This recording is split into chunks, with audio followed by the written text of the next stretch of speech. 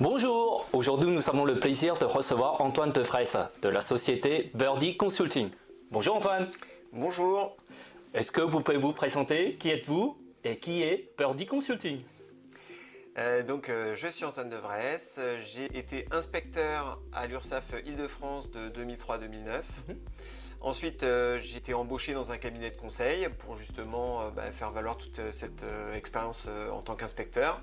Et puis en 2017, j'ai cofondé ma structure Birdie Consulting, qui est un organisme de formation avec Alexandre et Louise, ma sœur. On travaille tous les trois.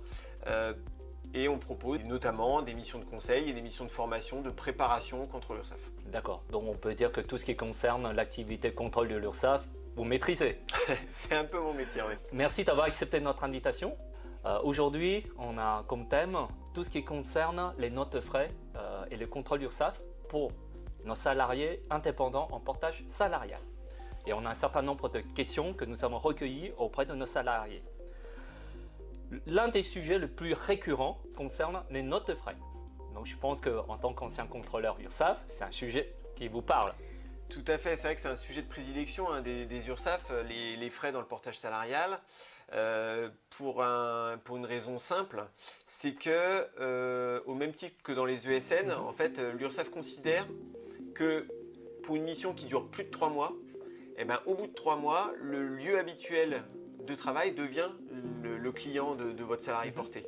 Donc du coup, à ce moment-là, il n'est plus en situation de déplacement, étant donné que c'est son lieu habituel de travail. Et donc, les frais, vous ne pouvez plus lui rembourser de frais, notamment l'indemnité de 20 euros et quelques par jour pour le repas du midi, vous ne pouvez plus, parce que l'URSSAF considère que le salarié n'est pas en situation de déplacement, seul le ticket restaurant ou l'accès à la cantine, par exemple, du client est possible. Vous ne pouvez plus lui donner l'indemnité forfaitaire de 20 euros. Ah ben ça c'est très intéressant. Alors on a un certain nombre de questions posées par nos salariés. Justement, est-ce qu'en tant que consultant en portage, je peux faire tout type d'achat? Je peux acheter ce que je veux? Justement non. Même si c'est un cadre particulier, le salarié porté, ça reste un salarié. Avec la législation sur les frais professionnels, on a parlé des repas, mais il y a sur les autres sujets, les outils liés aux nouvelles technologies, les téléphones portables, les ordinateurs portables, les écrans, enfin tout ce qu'on veut. Il y a des limites prévues par les textes. Ça reste, c'est important aussi de savoir que ça reste la propriété de l'entreprise. Si c'est l'entreprise qui les a achetés, ça reste à l'entreprise. Elle les alloue aux salariés portés pour leur travail. Mais s'ils devaient quitter l'entreprise, par exemple, ils sont censés rendre le matériel, notamment. Très bien. Donc ça veut dire qu'un salarié, il n'a pas le droit d'acheter plusieurs téléphones dans l'année, par exemple. Non, parce qu'effectivement, pour les téléphones, il y a une législation particulière sur le calcul d'un avantage en nature lié à l'utilisation de ce téléphone. Voilà, l'URSSAF considérera à un moment donné qu'il s'agit de prise en charge de dépenses personnelles et donc il faudra payer des cotisations dessus, plus qu'un outil utile dans le cadre de son activité. Très bien. Et une des questions récurrentes également, j'ai besoin d'acheter un écran pour pouvoir travailler. Est-ce qu'il y a des plafonds? Est-ce que j'ai le droit d'acheter un écran, par exemple, un écran à 5 000 euros? Là, c'est pareil. L'URSSAF va considérer à un moment donné que ça peut être somptuaire. C'est pareil pour les repas, c'est pareil pour plein de sujets. Si c'est utile vraiment dans l'activité, pourquoi pas? Si l'inspecteur a l'impression que ça va au-delà de l'utilité, que c'est vraiment une forme de rémunération déguisée, ce sera soumis à cotisation. D'accord. Une fois que j'ai fait cet achat qui rentre dans le cadre de mon activité, est-ce que je dois produire des justificatifs? Alors bien sûr, tout à l'heure on parlait par exemple de l'indemnité de 20 euros pour le repas du midi. Il y a quelques sujets où l'URSSAF accepte les forfaits, et encore, il faut pouvoir les justifier par la réalité de l'activité, mais pour tous les autres sujets, il faut des justificatifs. Vous ne pouvez pas dire à l'URSSAF, c'était un écran. Non, il faut la facture de l'achat de l'écran. Voilà. L'inspecteur, en cas de contrôle, fonctionne sur des justificatifs, sur des notes de frais, sur la comptabilité, dont il va vouloir des justificatifs. Très bien. Un autre sujet récurrent de nos salariés en portage, cela concerne les frais kilométriques, les indemnités kilométriques, et notamment en Île-de-France, qui a un cas particulier par rapport en province. Quelle est votre vision? Là-dessus, sur les indemnités kilométriques, c'est un peu ce qu'on disait tout à l'heure pour les repas. Pendant les 3 premiers mois de la mission, l'URSSAF considère que le salarié est en situation de déplacement, donc l'indemnité kilométrique, pourquoi pas? Encore que, en région parisienne, l'URSSAF aussi vous dit il y a des transports en commun. Donc il faut vraiment pouvoir prouver que c'est très incommode d'être obligé d'utiliser son véhicule personnel plutôt que de se faire rembourser des indemnités kilométriques. Donc là-dessus, il faut être vigilant. Est-ce que vraiment l'utilisation du transport en commun n'est pas possible? Et au-delà des 3 mois, comme l'URSSAF considère que le client est le lieu habituel de travail, et ben voilà, vous n'êtes plus en situation de déplacement, donc là, l'utilisation des indemnités kilométriques est encore moins tolérée par l'URSSAF. Concernant les indemnités kilométriques en région Île-de-France, vous avez évoqué tout à l'heure si c'est justifié. Pour l'indemnité kilométrique, on peut justifier de l'utilisation du véhicule personnel, donc c'est ça dont on parle, c'est j'utilise mon véhicule personnel donc je me fais rembourser des indemnités kilométriques, seulement s'il n'y a pas de transport. S'il y a un transport en commun et chez le client et à l'adresse du salarié, l'URSSAF ne le tolérera pas. Donc d'autant plus que l'indemnité kilométrique, c'est une des façons qui peut être un peu détournée, déguisée pour donner du net à un salarié.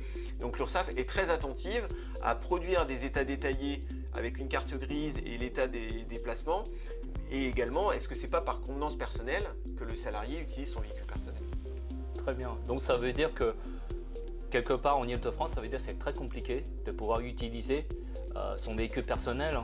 Sauf je pense que dans des cas particuliers, si on est en décalage horaire, qui fait que le soir, par exemple, ça ne me permet pas de regagner mon domicile ou un démarrage très tôt le matin, ceci pourrait être justifié éventuellement. Exactement. Si voilà, les transports en commun, s'il n'y en a pas au moment où vous commencez le travail, là effectivement, dans le portage salarial, c'est quand même assez compliqué parce que c'est plutôt des métiers quand même de bureau entre guillemets, donc les horaires décalés, c'est quand même moins courant. Donc il faut être très très vigilant sur les indemnités kilométriques. Ça c'est un très très bon conseil pour nos salariés. On voit de plus en plus des sociétés de portage qui proposent des notions de forfait, notes de frais mensuels. Typiquement, on propose à certains indépendants, venez chez moi, vous avez droit à une enveloppe de 700 € mensuels, tout compris. Quelle est votre position, votre regard là-dessus? C'est exactement ce qu'on a dit depuis le début. C'est que non, il faut des justificatifs. C'est possible d'avoir des frais professionnels dans le cadre de son activité. Encore faut-il les justifier. Donc non, le forfait de frais professionnels sera systématiquement redressé par l'inspecteur. Donc vos 700 €, ils seront requalifiés en salaire et donc soumis à cotisation. Antoine, on voit de plus en plus le développement des sociétés de portage salarial basées à l'étranger. Donc ils proposent des rémunérations largement supérieures à un salarié français. Ces sociétés sont souvent basées à Londres, en Suisse, à Dublin, entre autres. Et l'année dernière, une de ces sociétés a été jugée illégale, avec comme montage de l'évasion fiscale, mais également l'URSSAF. Quel est votre regard sur ce type de montage? Alors c'est évident que si le salarié est partie prenante dans une fraude pour essayer d'éluder des cotisations, là le risque il pourra être pour cette personne-là qui sera considérée comme une sorte de travailleur indépendant pour l'URSSAF. On est un peu à la limite du travail dissimulé, même des sommes qui ne sont pas déclarées à l'URSSAF. Donc effectivement, il y a un vrai risque aussi pour le salarié.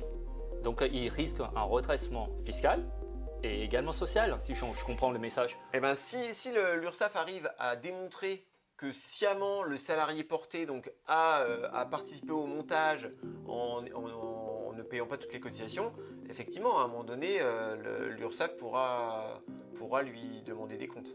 On nous pose souvent la question concernant les paniers repas, justement. Un travailleur, par exemple en Île-de-France, qui est à 40 minutes de son domicile, est-ce que c'est justifié son panier de repas en tant que grand déplacement? Alors tout à l'heure on a évoqué ce point où il y a une circulaire de l'URSSAF qui vous dit pendant les 3 premiers mois pas de problème, c'est possible. Au-delà à partir du 4e mois, l'URSSAF considère que le client est le lieu habituel de travail, donc là seul le ticket restaurant est possible. Vous ne pouvez plus allouer le forfait de 20 et quelques euros par jour de travail pour le repas du midi. Très bien. Merci beaucoup Antoine pour votre participation, merci pour votre éclairage. Mais en tout cas, merci beaucoup. Merci. Bonne journée.